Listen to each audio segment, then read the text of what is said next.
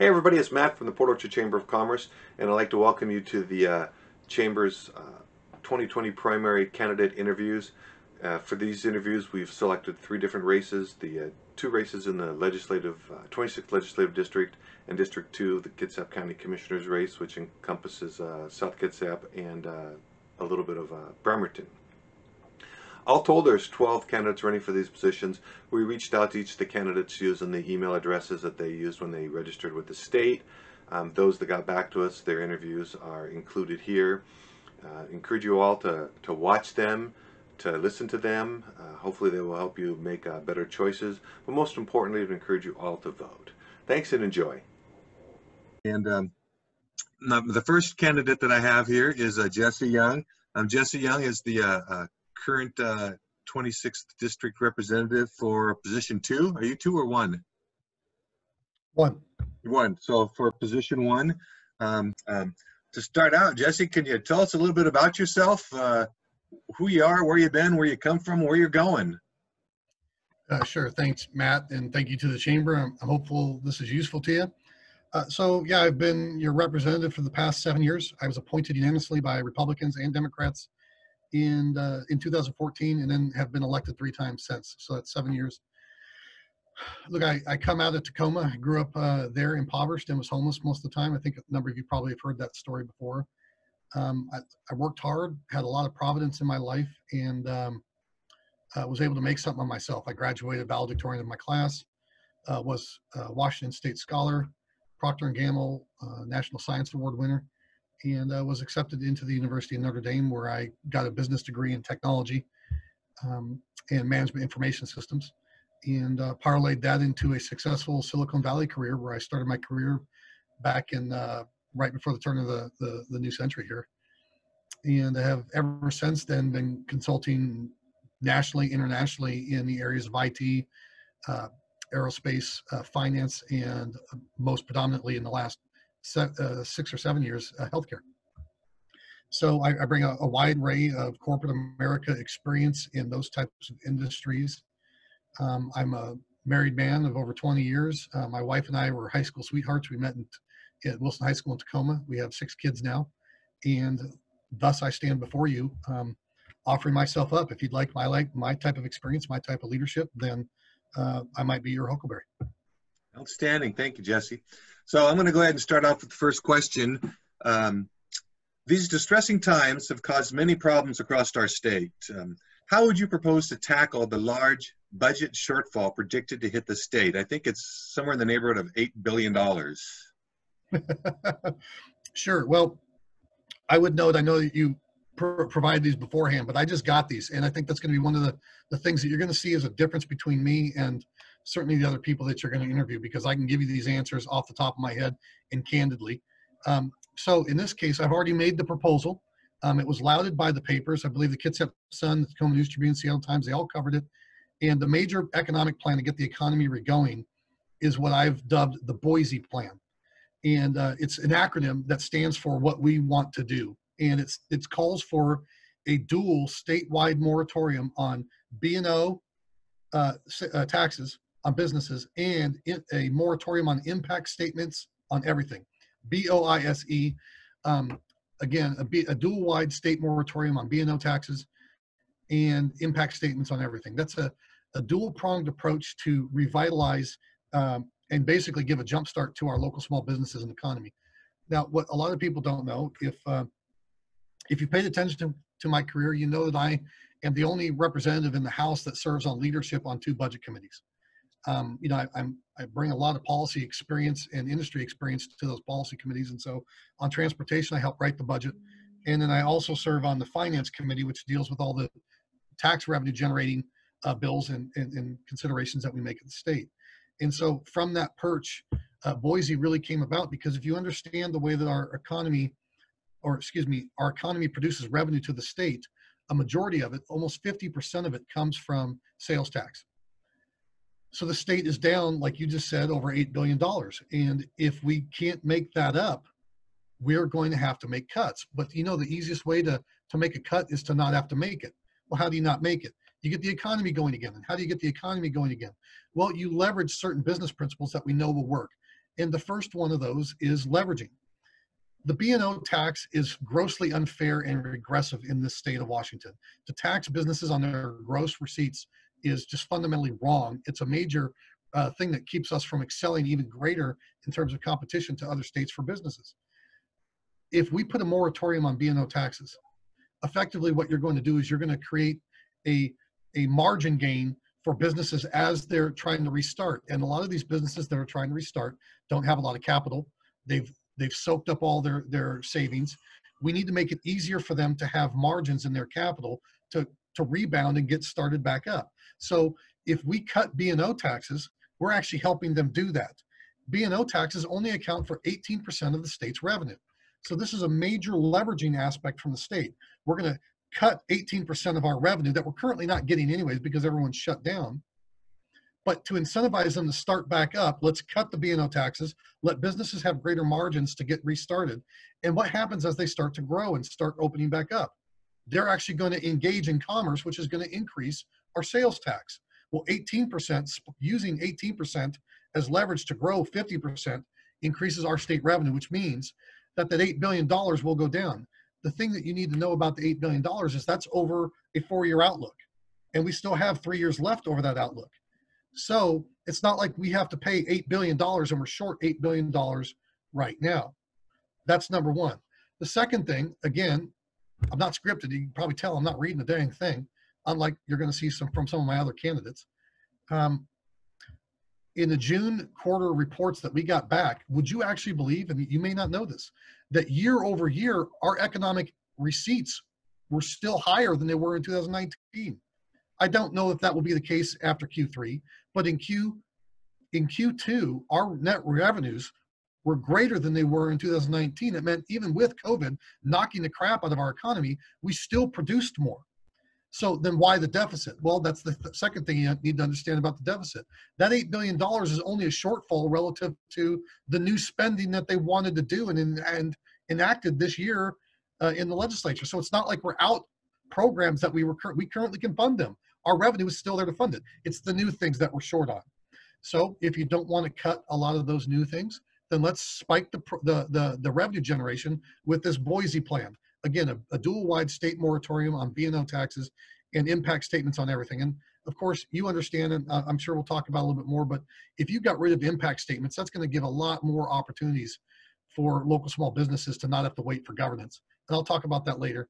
But I would just, I guess, wrap this question up by noting that if you do this, not only are you increasing margins, but then you also allow banks to get in on behalf of these businesses, because you'll increase massively capital liquidity. The government cannot keep giving stimulus checks. We need the banks being able to have the ability to lend to these businesses that are going to need some additional startup capital.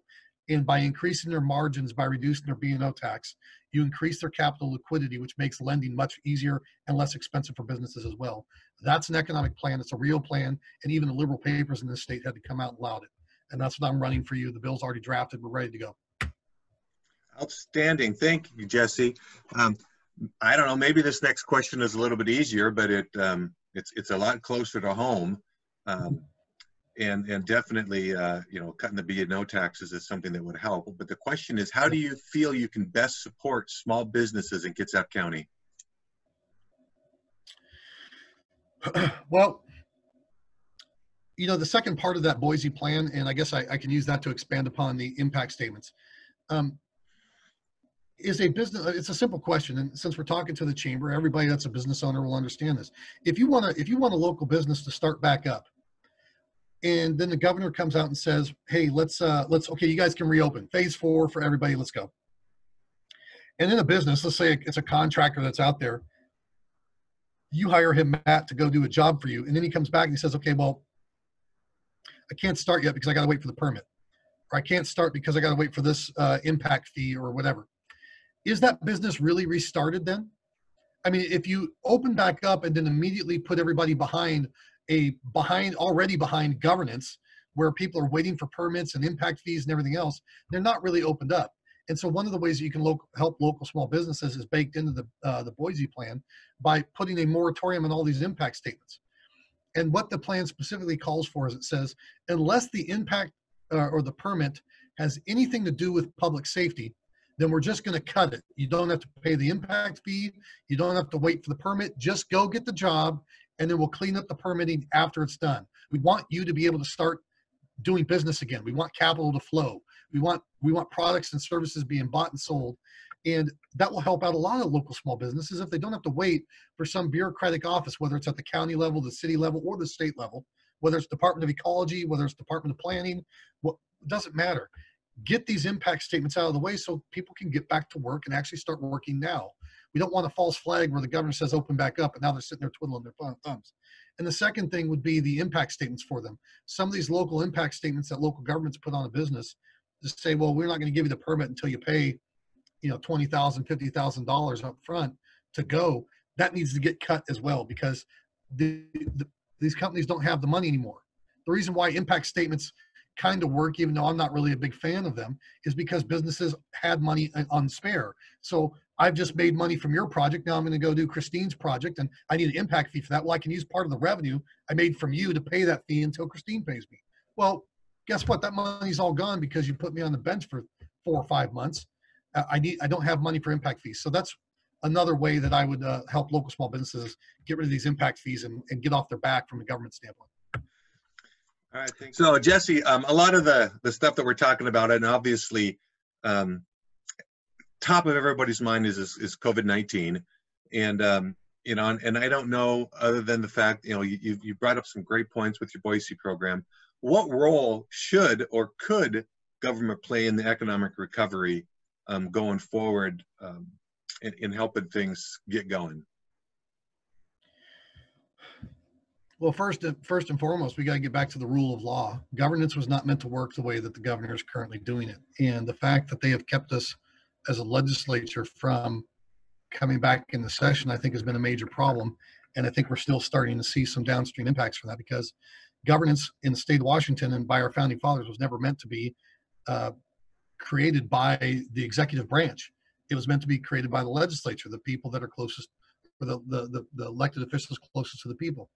And so with the governor making these edicts like this, it's putting us on the bind. And one of the ways that you see that impacted was the way in which you saw some of the first rounds of federal stimulus come through and go to everybody but our local small businesses, right? Because it's the legislative branch that historically, when the federal government sends stimulus in, it comes through the legislature, and then the legislature has the power of the purse. So the legislature then runs that money out after it passes the bill and it allocates it. Well, what happened? Well, the governor didn't call us back in the session. He took that first round, that second round of PPP, and basically said, all right, go to town. And he trusted all the banks to go do everything with it. And what did the banks do? The banks steered it to all their big corporate donors instead of our local small businesses. And I had lots of people, business owners, calling my office saying, how come I'm not approved? And now they're saying the money's all gone. But then you find out that, some of these major corporate conglomerates were getting, all the checks for all their individual franchisees and running this out, and it's going to national corporations. And then of course the banks were taking exorbitant fees as a result. That took all the steam out of that engine that was supposed to help local economy, and it went to all the national players. That was wrong. And the governor failed on that because he doesn't have the staff to do that. It's our staff with the experience. It's the legislature that allocates funds. And the fact that we're on the sideline is a major problem. So the first answer is get the legislature back in to do its job. Secondarily, I would say that we need to get off the backs of local small business. Now, part of my Boise plan accomplishes that. But in truth, what we need for counties like Kitsap County and the rural parts of Pierce that I represent is we need greater regional flexibility, period. Without regional flexibility, what you get is a delivery model that benefits your urban centers like King County, Snohomish, and Pierce counties. And these counties and the local cities within them lobby people like me and the legislature as a whole to make sure that any type of stimulus that we go out there. So yeah, there's a role where we could put some stimulus into it, but how is it going to be available to any member of your chamber if the requirements that it takes to get a hold of that stimulus is a requirement that only an urban provider can provide? I mean, imagine if you're a local purveyor of goods and services, but you have to have a regional model to distribute it, but your regional model doesn't fit the efficiency standards that only an urban provider can do, where they don't have to drive, 20, 30 miles. They only got to drive 5 miles down the road to someone on the other end of town. See, those types of things are constantly baked into a lot of the legislation. And the governor's only, because he's making these decisions by himself, and the majority of the Democrat caucus is based in Seattle, they're putting riders on these bills that make it impossible for our local businesses in rural areas to get access to the stimulation. So yeah, we need to, number one, get the legislature back in. We need to go back to the rule of law. And number two, we need to give much more regional flexibility to the way funds are distributed and get off the backs of our local small businesses and without over-regulating or putting new taxes on, period, which I think is your next question. Yeah, so the next question, what is the best way to control expenses at the state level? And, you know, and it was very enlightening to hear that, you know, the 8 whatever billion dollar shortfall is, you know, it's the projected over the course of the next 3-ish years. So, you know, the best way to control expenses at the state level. And then do we really need more taxes to deal with this problem, specifically maybe an income tax? No, we do not need new taxes. But that's not just because I'm a conservative, fiscally conservative. You already have part of the answer. We're only short relative to new spending, not what we were year over year. Our economy as of Q2 is still up year over year. That's good. Secondarily, of the new spending, because it was spread out over a 4-year horizon, 3+ years of which are still to come in the future, we can defer some of those projects so that we can prioritize the areas of need that we have right now. So it's not like, again, that we're all going to come due for an $8 billion check at the end of the year. And so that gives us a lot of ability to go in and through budgeting processes, go through and reprioritize the budget so that we don't have to cut as much. And my whole point with the Boise plan is if you couple that type of prioritization, that type of delayed projects, and with a revenue generating plan that's going to get our revenue back up faster, then we minimize the impact to everybody. I mean, honestly, you may not be a fan of Trump or whoever, and to any member of your thing, but it's a testimony to how good Trump's economy was that it's taken a kick in the gut like this for 5 months and we're still producing year over year more revenue. That's actually very interesting stat. Nobody saw that coming when we got our Q2 numbers back from the state. So what I would say is you can prioritize along 2 lines. Number one, anything that on that horizon that can be afforded to be pushed back in terms of new spending another year or so, do that.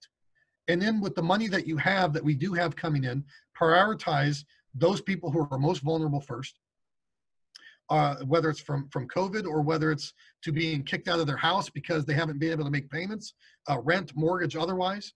That's where I would prioritize it. And, you know, in terms of being able to do that, you've got somebody who has done that. If you remember, it was just last November when Tim Eyman's $30 car tabs initiative passed. And what did the governor say? And everybody said after that, well, we won't have enough revenue to afford to fix our bridges and our roads.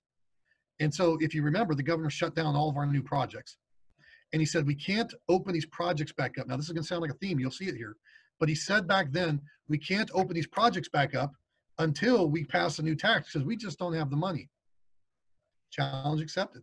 And in a bipartisan way, me along with 5 other representatives, 3 from the Democrat caucus and 3 of us from the Republican caucus that write the budget on the House Transportation Committee, we wrote that budget with no new taxes, no new debt, and we balanced it. We prioritized spending and still funded all of our roads, all of our maintenance, and restarted every one of those projects. I would submit to you that we could have cut more, but we only did what we needed to do to get a bipartisan agreement and restart everything.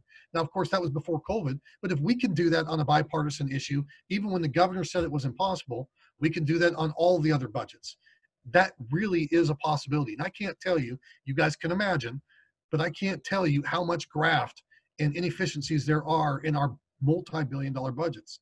It can be done, and it should be done. And if you do that, you don't have to raise taxes, which of course is a self-defeating type of scenario, because if you raise taxes, who's going to be able to afford to open their business back up if they got to pay more?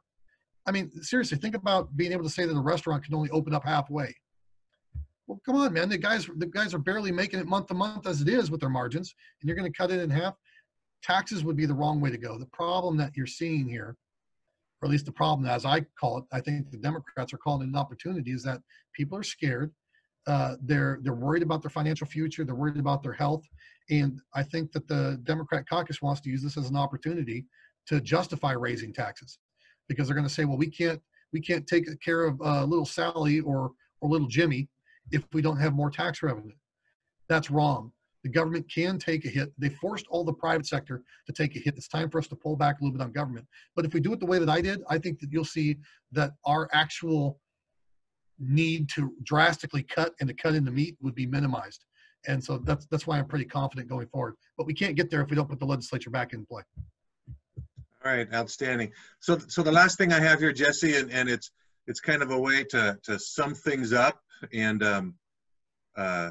you know, and maybe a little summation on your part is, you know, what makes you think you're the best person to represent the 26th district and specifically South Kitsap? Well, I think that could be boiled down to one word, and that's leadership. I think I've demonstrated that to you, to the chamber, and to the district time and again. I think that's why they've rewarded me. If you don't remember, when I first came into office, even though I was appointed unanimously, the word on the town about me was that I was too conservative. And how could a conservative out here last? Well, the conservative out here only lasted because I got things done for you. I've kept my promises, and I lead strong for this district. I stand up for it. If you're a small business owner, you know that I'm going to stand up for your rights. If you care about individual liberty, you know I'm going to stand up for your rights. If you want to be able to protect your First Amendment right to protest or go to church, I'm going to stand up for your rights. If you're a Second Amendment supporter, I'm going to stand up for your rights. It takes real leadership to stand up to the onslaught. I mean, look at what we're seeing now. For standing up for those things, what are they claiming about me? My opponent's out there calling me an extremist. How am I an extremist for wanting to stand up for our police and not defund them? And think about it. If they're going to say that about me, what do you think they're going to say about you if you elect the very people claiming that about me? And the truth is, it takes real leadership in times of crisis. And I think I bring a unique skill set to the table on your behalf. And if you want me to leverage that for you, then you'll vote for me. But I'll tell you what else you're going to get on top of my leadership. You're going to get a man that cares, that rolls up his sleeves and works hard every day. That's been the tenor of my life, is I overcome obstacles. I did it in my youth. I'm doing it now, and I'm prepared to do it in the future if you want me. Hey, I appreciate your time and your input, and we're going to be airing this video along with the others probably starting Friday evening. So I would encourage everybody to check out our website. It's portorchard.com, and we'll have like I said, I've invited 12 different candidates to participate in the interviews, and hopefully we'll get them all on board. We've got quite a few lined up. So appreciate your answers, appreciate your hard work, especially with 6 kids. Oh my goodness. Do they all know who you are still? Between the pound signs for you, man. We integrate them in. Yeah, there you go. Okay. So Jesse, thank you very much for your time, and good luck not next week, it's the week after next on August 4th. Is that the date? So make sure everybody just, get your ballots in. If you haven't sent them in yet, send them in now. And of course, I think if you send your ballot in, you won't get any robocalls, and you won't get any more mailings because they track that stuff. So. Hey Matt, did you tell them about the study? Because I think the Port Orchard Chamber did a study. Didn't you guys verify that anybody that votes for Young is going to feel 10 years younger when they do so? I mean, I think you guys. Yeah. No, but no, that wasn't us. But and I'm going to have to take your word for that, Jesse. I appreciate it. Matt, thank you, and thank you, Port Orchard Chamber. Thank you. You have a great day.